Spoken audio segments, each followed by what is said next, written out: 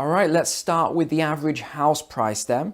And we'll say that's 250,000, and we'll use dollars, but you can say pounds or euros, whatever for your currency. I'm also going to assume that you're going to put a 20% deposit down.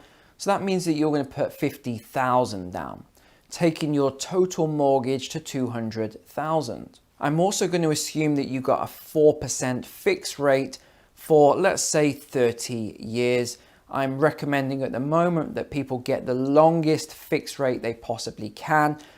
I'm not sure why so many mortgage advisors are telling people to get shorter than that, so they can get another 1% off. I saw someone the other day recommending, don't take 30 years, just take 3 years because you'll save 1%. Ridiculous guidance there, ladies and gentlemen. Get the longest you possibly can for the mortgage as a fixed rate. So here's the numbers then. If you were to buy today and you got a 4% mortgage, your monthly payment, and again, I'm not including HOA and insurance and all these other things, would be $1,438. In a year, that would be $17,258. And by the end of the full 30-year term, you would have paid $517,739. Now, if we move over to the other side and you're waiting right now, this will just say NA because nothing's going on. You're just waiting to see what happens in the marketplace. So now let's take it 12 months later on, and let's just say that there was a price drop of 20%. Now, I think this is unlikely in the next 12 months. I definitely think in the next 6 months that we're going to see increasing house prices, unless a number of the fundamentals I touched upon and also covered in my other housing market videos, I'll just put a link up above so you can watch those. If some of those fundamentals all hit at the same time, then this could actually reverse the housing market and cause it to start going downwards.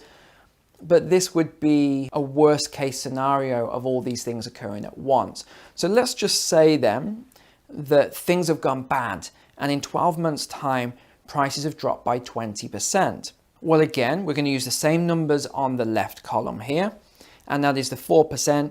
You're still paying the exact same rates as you were before. There's no difference to you either way, except that your house has lost 50,000 in value. That's the only difference. Now let's go over to the other side and say that you decided after 1 year to make that purchase. Now the house that was $250,000 a year before is now $200,000. You still put down your $50,000 because you had your $50,000 deposit, so you're still going to put that down, which takes the mortgage down to $150,000 now. But interest rates have gone up by 2% during this period, which I think is certainly possible as we're seeing the rates changing right now. So obviously having a higher interest rate, even though it's the same term, 30 years, will change the numbers slightly. So rather than a $1,438 monthly payment, it's actually a little bit lower. It's $1,382 per month. Per year, $16,592. And over the term, over the full period, is $497,757. So that is the numbers if you were to wait a year based on those fundamentals. Now let's say it was 2 years later now. So we're adding another year to the timeline. And actually there was a housing crash. And let's just say it was a 40% crash, similar to the '08 crisis and the Great Recession. And it was a 40% crash this time. What would happen? Well, if you'd have bought 2 years previous, as we mentioned, there's still no difference at all. You got the 4%, the $1,438 per month, etc., etc. There's no change to you except that you've now lost $100,000 worth of value and you're underwater on the mortgage. So the house is actually worth less than you have on the mortgage. Flip over and let's say that you waited 2 years to buy, but now it's not a 4%, it's not a 6%, it's actually an 8% mortgage. But you're only paying $150,000 for the same house that was $250,000 previously. You put your $50,000 down as your deposit again, so your mortgage is only $100,000 now. Wow, that sounds great. Your monthly payment is $1,217. Annually is $14,605. And over the term of the loan, it's $438,155 total repayable.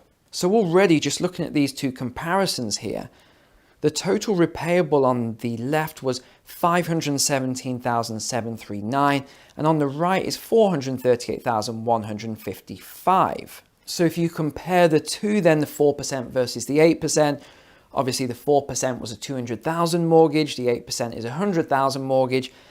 It's quite interesting when you look at the total amount payable. With the 4% it's $517,739.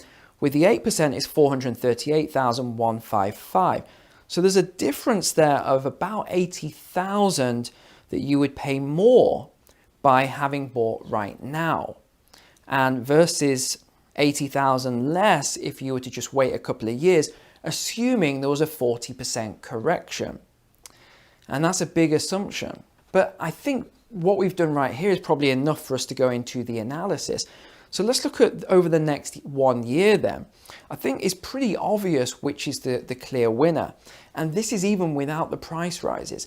I think that house prices are going to go up over the next 6 months. So adding that to what we've already done here, you've also got the gains as well. So the 12-month period, the next year, is the clear winner to buy right now. If you're just looking out the next 12 months, the next 1 year, clearly the winner here is to buy right now, lock in this low interest rate and get the equity rises on the home. But now let's look 1 to 3 years out, and we're going to just assume that there's a 20% crash in the next 1 to 3 years. So let's just make that assumption. It's pretty even.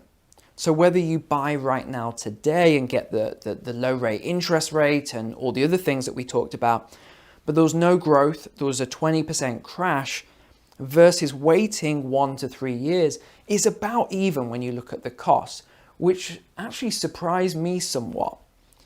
But if house prices continue to go up over the next 1 to 3 years, then again, buying right now is the clear winner. So you've just got to think, what do you think is going to happen as we go through the next 1, 2, 3 years? And then as we go into the 3 to 5 year, which is the more longer term forecast, if we just assume that there's going to be a 40% correction, and again, you have to make a decision whether you think this is going to happen or not. So we assume there's a 40% correction. At this point, if you'd have bought when we first said with the 4% interest rate, then you would not be the winner in this scenario. It actually flips over to those who wait the longer period, the 3 to 5 years, and they purchase with the 40% decline in prices. That's where it flips over to those who wait. But if there wasn't a crash again, the clear winner would be buying right now with the long-term fixed rate interest rate. So I promised at the end of the video, I would tell you what I would do if I were in your situation, and actually I am in your situation right now.